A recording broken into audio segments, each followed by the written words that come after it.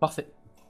Donc, vous avez ouvert la porte de la maison du maire du village de Boissac et vous voyez le visage renfrogné, assez dérangé de vous voir et qui vous regarde assez méchamment. Qu'est-ce que vous faites là? Eh bien écoutez, désolé de vous déranger, monsieur le maire, mais nous avons eu quelques ennuis pendant la nuit. Nous aimerions avoir plus d'informations sur ce qui s'est passé. Est-ce que cela vous ennuie qu'on parle avec vous? Des ennuis à propos de quoi? Il n'y a pas d'ennuis dans mon village. Bien écoutez, il y a eu une série de bruits et de craquements, de tapotage à la porte et aux fenêtres, et une personne est venue nous parler. euh, pour nous donner plusieurs informations assez étranges, notamment qu'il y a eu des choses étranges dans cette maison. Et donc on veut savoir si vous nous dites la vérité, en fait, hein, si vous nous dites ce qu'on a à savoir sur la maison dans laquelle nous avons dormi.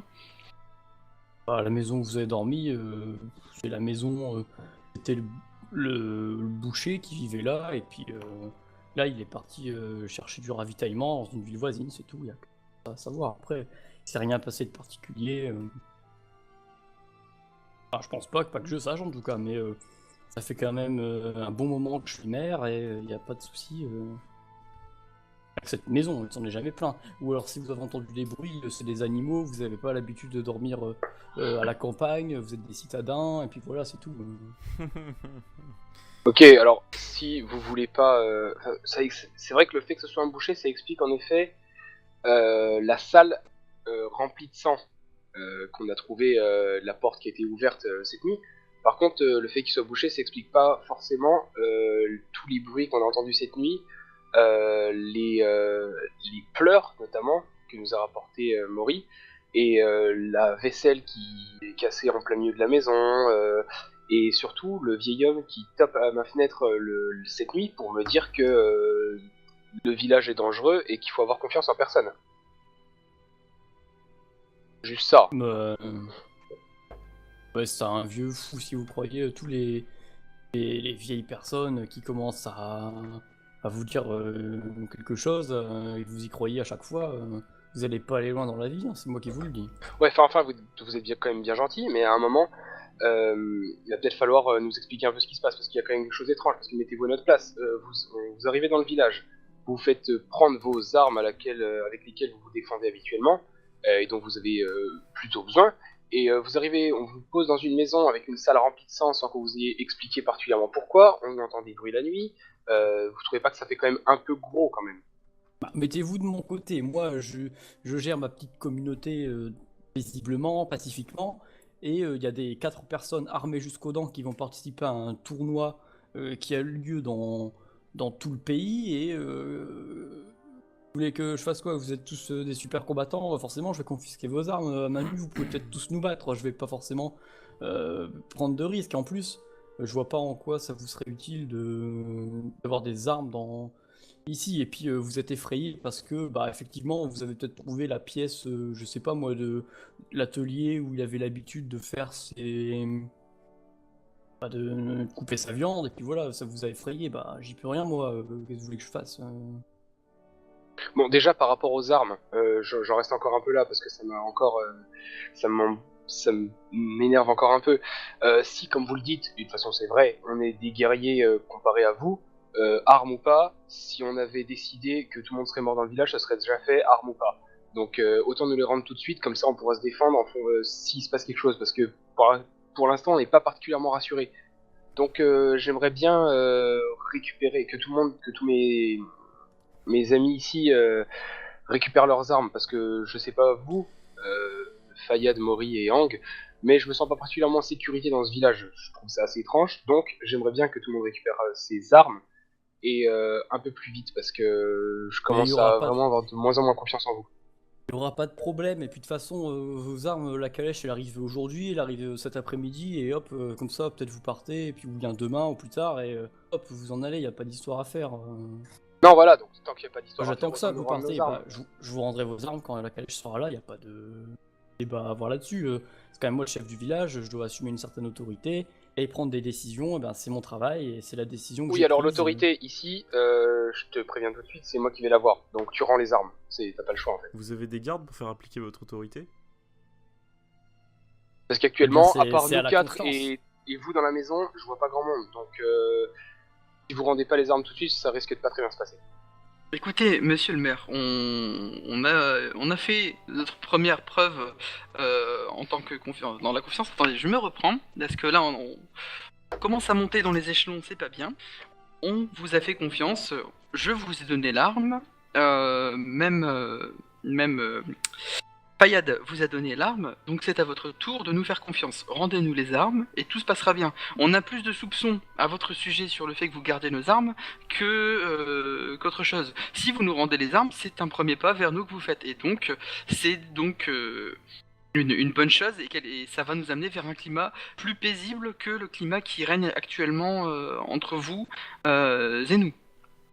Vous remarquez autour de vous qu'il y a les 4, 5 hommes qui s'approchent de vous.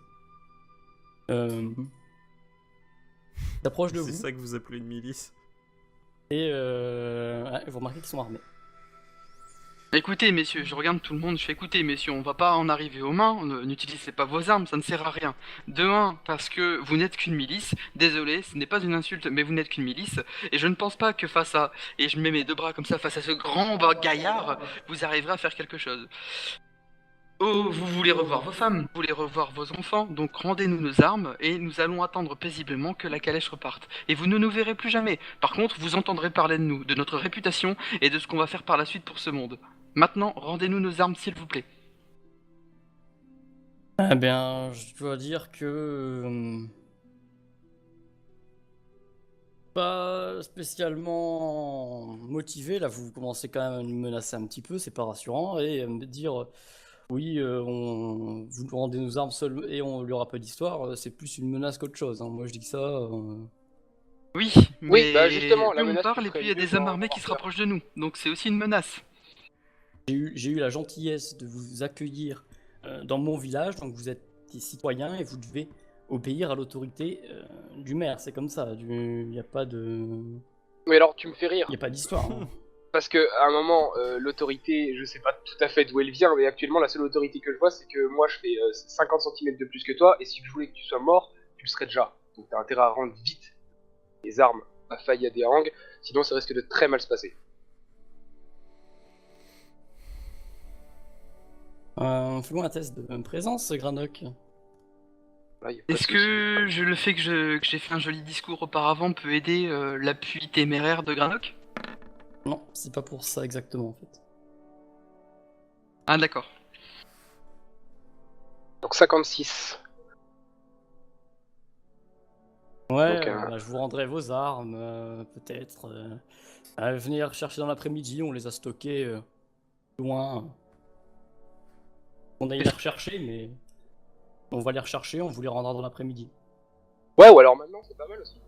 On peut aussi partir avec les 4 hommes ou les quelques hommes qui nous entourent et sous bonne escorte, d'ailleurs on vous remercie de cette escorte, aller chercher nos armes. Qu'est-ce que vous en pensez? Ouais, on va faire ça, ouais. Et, mieux, je pense. Parfait. et tu vois qu'il... Bah attendez-moi là. Et il va chercher à sa maison, un peu plus loin. Il revient avec une épée. Une épée... Là, c'est une épée d'assez bonne facture. C'est pas l'épée voilà, que le petit paysan peut avoir. C'est une épée assez... une épée à une main, mais assez bien travaillée quand même. Et il revient avec ça et dit bon, bah on va aller chercher vos armes. Elles sont dans le cabanon, près de la forêt. Et là, il siffle. Et il y a 4, 5 personnes. Il y en a une sixième aussi au loin. Vous voyez, parmi ces personnes, il y a un homme-chat également, qui est là, et qui vous accompagne également. D'accord. Allons dans le cabanon alors, loin de la vie du village et loin des villageois. Et il vous accompagne une escorte somme toute accueillante, chaleureuse. Et alors que vous vous éloignez du village, donc une dizaine de minutes entre votre maison et le cabanon, cabane en bois. Et alors que vous êtes à peu près à mi-chemin, vous voyez que les hommes commencent à se détacher, à faire un peu commencent à vous encercler tous. Comment vous réagissez alors qu'ils ils ont tous la main sur Moi, du coup, quand je me rends compte de ce qu'ils sur essayent de faire, je l'épée. vais leur dire Il y a que... une hache aussi. Bon, je vous arrête tout de suite, c'est pas très facile d'encercler Granok. Bon, surtout s'il essaye de dégainer son arme. Enfin, en tout cas, doutez pas que même désarmés, moi et Yang, on saura se défendre, donc la tâche sera pas facile si vous voulez nous auxir. Maintenant, on veut pas de soucis à votre village. Si tout simplement vous nous rendez nos armes, on peut quitter le village et attendre la roulotte un peu plus en avant sur la route, et il y aura pas de soucis, personne ne sera blessé dans cette histoire. Maintenant, c'est à vous de prendre la bonne décision. Ouais, sachez que ce que vous dit actuellement, mon ami Fayad, c'est pas pour nous en fait. C'est absolument pas pour nous. C'est plus pour vous, parce que vous avez l'air d'être une communauté qui se gère tout à fait dans son village. Ce serait quand même dommage que d'un seul coup elle se sépare d'un maire et quatre hommes. Ce serait quand même triste. Donc, on dit ça pour vous. Maintenant, vous en faites ce que vous voulez, mais... Moi, il y a une chose qui me chipote quand même dans cette histoire, c'est que si je vous rends vos armes, ça va être plus compliqué pour vous tuer. Eh bien, on te défonce. Je pense que Maury vient de terminer cette conversation. On va devoir se défendre face à vous. Préparez-vous. Et là, tu vois les quatre hommes là, qui commencent à s'armer, sortir leurs armes, leur équipement. Et ce que vous remarquez, en fait, au final, c'est que, au vu de leur posture de combat, ça n'a pas l'air d'être des villageois. Ah, ça va être marrant. Père, Parce ça va En corser. plus, Par il se contre, fait défendre par d'autres gens que son village. Quel lâche. Ah, lui aussi, il sort son arme, y a pas de souci. Ils sont peut-être pas partis du village en fait. C'était peut-être autre chose. Peut-être qu'on nous attendait aussi. Bon, Ouais, c'est bien possible. récupérons les armes sur leur corps. On va faire ça. Ou les clés qui nous donneront l'accès à nos vraies armes. Ok, donc on commence par un classique test d'initiative afin de déterminer l'ordre d'action. Donc je vous laisse faire de votre côté, je vais faire moi test sur mes gentils villageois. Ah mince, je me suis trompé de dé. Donc Et l'initiative pour ma part, je suis à 92. et le score d'adresse. Donc par exemple, je vais prendre un exemple pour expliquer en même temps à tout le monde, aux personnes qui regardent, c'est le score d'adresse. Donc je prends l'exemple de Maury qui par exemple a 30 en adresse. Et bien il faut jeter 2 des 20. Et donc c'est le score, il faut faire du coup un lancer qui fait 2 des 20 plus du coup 30, et le résultat le plus élevé fera en sorte de donner le score. Et on joue par le Moi, j'ai plus fait élevé, 63. l'initiative la plus élevée en plus en plus bas. J'ai fait 59.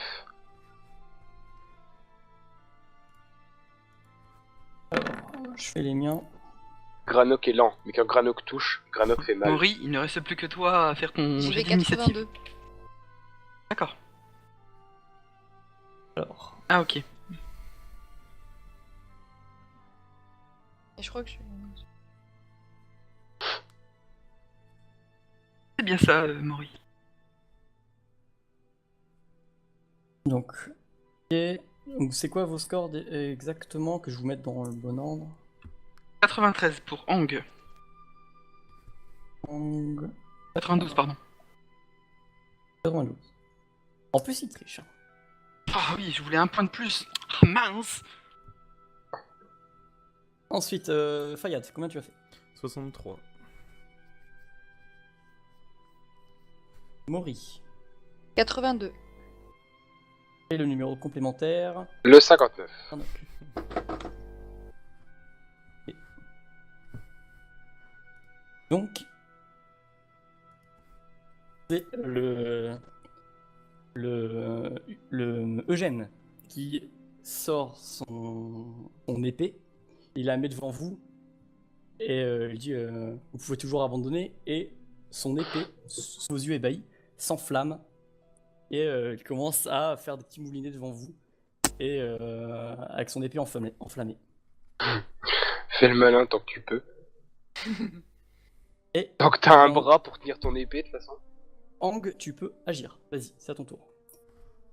D'accord, donc pour résumer la situation, ils sont combien autour de nous? Ils sont 5 en tout. D'accord. Je suppose que En du coup formation pentagramme, et il y en a, et sur une des pointes il y a lui effectivement qui est devant vous avec son épée enflammée. D'accord. Donc je suppose que le maire est leur chef et que ils vont peut-être prendre un coup au moral si on tient leur chef et qu'on menace de l'exécuter devant eux. C'est assez barbare comme ça, mais si on leur fait peur, peut-être qu'ils auront un comportement différent.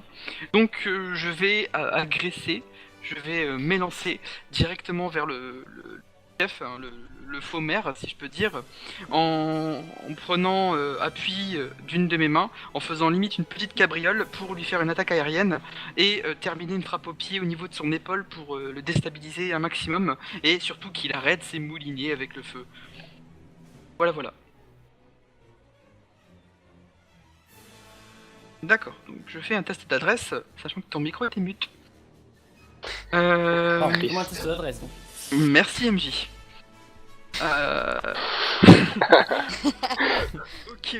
Donc Retiens, j'ai je retiens. 70 en adresse. Hop. Est-ce que j'ai le droit à un bonus de concentration? Non. On s'était préparé, on savait que ça allait arriver. Bon, d'accord.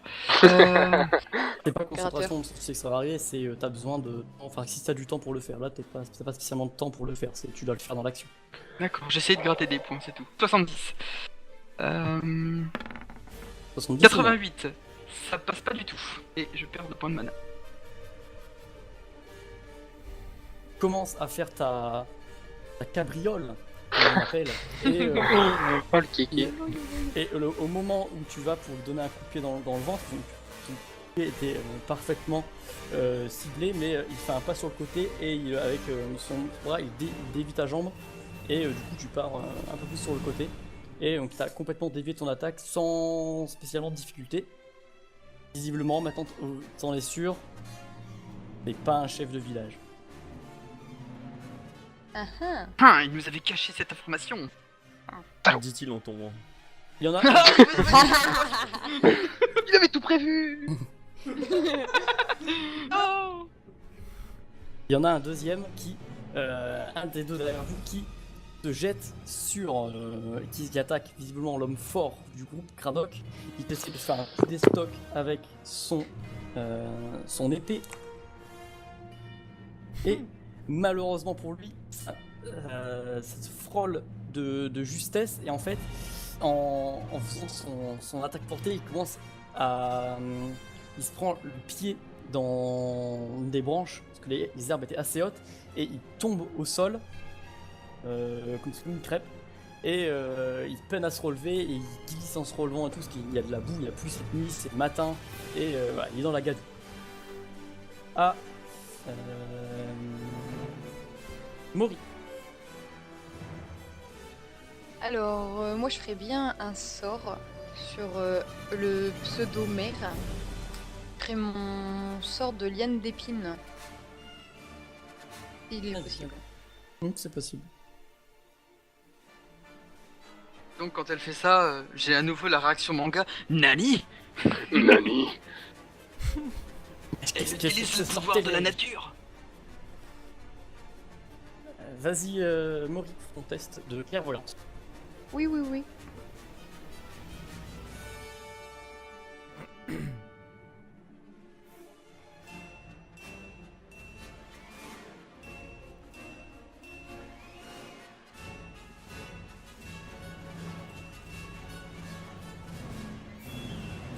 Ouais, c'est un descend, effectivement. Merci. 52.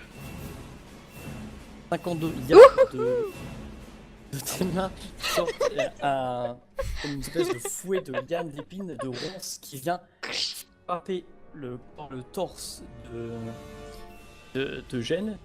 Alors, quels sont les effets? Ça, tu vas me le dire avec un D6 plus 3.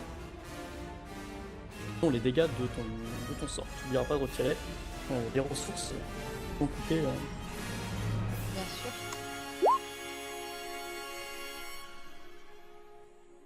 Dans sa face. Un joli 7 points de dégâts. Alors, du coup, il prend une grosse griffe. Tu vois que tu arrives même à lui abîmer en partie. Tu déchires complètement ses vêtements et tu vois sous ses vêtements une armure qui était dissimulée de cuir. Assez bonne facture par ailleurs. Ensuite, il y a deux bandits, deux villageois qui vont attaquer Granok également, puisqu'on vu que le premier assaut n'est pas passé. Ils vont essayer de régler ça également à la manière forte. Ok. Le premier court sur toi avec sa masse d'armes et il te donne un violent coup au niveau de ton épaule. Et le deuxième avec sa hache te frappe également de toutes ses forces. Un gros coup dans le dos, pareil, les deux étaient dans ton dos. Et la somme cumulée de ces deux attaques te fait perdre beaucoup de sang, beaucoup d'énergie. Tu perds au total, donc si je retire tu perds 8 points de vie. Ah. Et l'autre, en retirant sa hache, il y a du sang dessus et il le lèche un peu, il fait un petit moulinet et il te nargue un peu avec ce signe, allez viens. Il sait pas ce qui va lui arriver.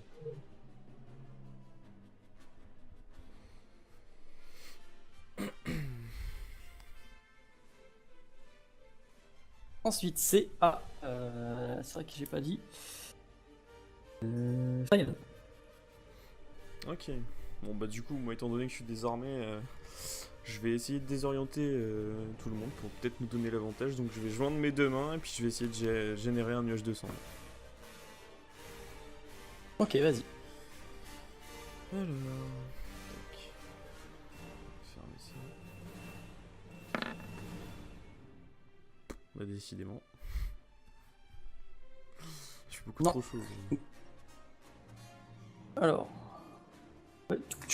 de pores de toute ta peau commence à se dégager une épaisse comme pas une fumée, mais des cendres tourbillonnantes qui tout autour de toi se manifestent et commencent à obstruer la vue à tout le monde aux alentours n'y voit plus rien, c'est vraiment obscur et il y en a même qui se prennent de la cendre, voilà, si on ouvre la bouche, ils se prennent de la cendre dans la bouche, etc. Et tu commences à gêner sérieusement toute la zone de bataille, de combat.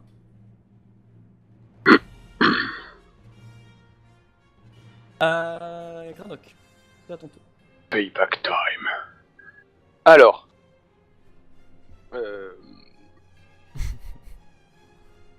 Je vais quand même pas faire le malin jusqu'au bout. Je vais éviter le combat en 3 contre 1. Donc je vais quand même foncer en direction donc, de ce bon vieux Eugène, tant apprécié. Et lui faire comprendre de plusieurs coups rapides que je suis pas tout à fait d'accord avec ses idées. Ok, vas-y. Donc. Test de puissance. Ah oui, déjà, tout à fait. Mince, attends 2 secondes. J'attends 2 secondes.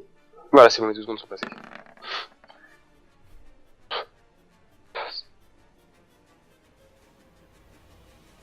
Alors, tu as fait un... Ça passe, du coup tu peux faire un test de dégâts. Donc à 2d6 pour ton attaque coup rapide. Bam. Et un petit Ouh, geste de violente dégâts. attaque. Ouais. Alors, C'est un 9 points de dégâts qui fait bien mal. 9 points, ouais, c'est pas mal. C'est plus plutôt qu'à pas mal. 2 que ce qu'ils m'ont mis. Tu frappes violemment 2 coups rapides, tu rues sur lui, tu as complètement ignoré la provocation de l'homme avec sa hache, et tu lui lacères le ventre qui avait déjà été entaillé. Là, tu griffes vraiment son armure, enfin, tu fais plus que la griffer. Il y a même du sang qui gicle de ton épée. Tu le vois mettre une main sur le toit, se reculer de 2-3 pas et se remettre en position. Et il se craque un peu là, sa colonne vertébrale. Et il te fait un regard, il a apparemment aimé. Donc, nouveau tour. Non, pas de punchline, il vous méprise trop. Nouveau tour. Donc, du coup, c'est à lui d'agir. Et cette fois-ci, avec son épée enflammée, il va mener une attaque sur toi, évidemment. Tu viens de le blesser, forcément. Il va pas te laisser t'en On s'aime sortir tellement. en si bon chemin. Ça passe. Et là, il se rue sur toi, voici, et il te frappe violemment avec son épée. Elle vient lécher tout l'avant de ton bras.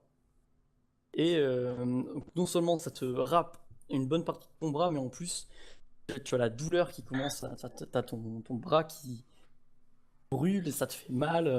Là, ça handicape presque même pour te battre. T'as vraiment, là, t'as plus de poids là, à ton bras, c'est sûr, c'est clair. C'est la meilleure épilation qu'on pouvait te faire. Et en plus de ça, t'as perdu une bonne partie de ta peau, ce qui t'occasionne une perte de 6 points de vie, moins ton armure. Donc je te laisse retirer ton armure. 4. Ensuite, Ang, à toi d'agir. Alors moi du Sachant, coup je... sachant qu'il y a cette fumée qui bloque un peu plus vos mouvements, vous avez plus de mal à agir, à faire des choses, puisqu'il y a la fumée de Fayad qui entre en compte. D'accord. Donc je vais réitérer mon attaque et essayer cette fois-ci donc de viser le corps, le ventre pour le déstabiliser.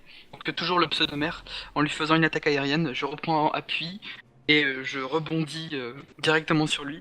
Pardon. Et je Si fais tu la m'autorises, technique. j'utilise un point d'impulsion pour donner plus de puissance à mon attaque. Chance de toucher bien sûr. Vas-y. Ok, donc je suis donc à 85, c'est bien ça? Avec la malus de 20. 65, ok. Hop. 75, dommage, ça ne passe pas. Non, t'arrives pas à toucher à cause de la La fumée. ouais, la braise qui revolte autour de toi. Et du coup, malheureusement, tu rates ton attaque et en fait, t'as mal vu, il y avait une plus grosse concentration de braise à cet endroit, donc t'as cru que c'était une silhouette, mais en fait non, et du coup, t'as frappé légèrement à côté de lui. Ensuite, c'est à deux des miens d'agir. À un des miens d'agir. Et lui, celui qui galère à se relever, il va essayer de reporter une attaque avec son épée. Il se jette sur la personne la plus proche de lui. Donc auparavant c'était Granok, mais il s'est éloigné du combat, enfin il s'est éloigné de lui pour aller affronter directement Eugène, visiblement. Alors, lui, il essaye de frapper avec son épée, il fait des moulinets, essayer de taillader, visiblement il avait pris pour cible Mori, mais il ne parvient pas à distinguer du vrai du faux dans cette fumée qui l'handicape trop.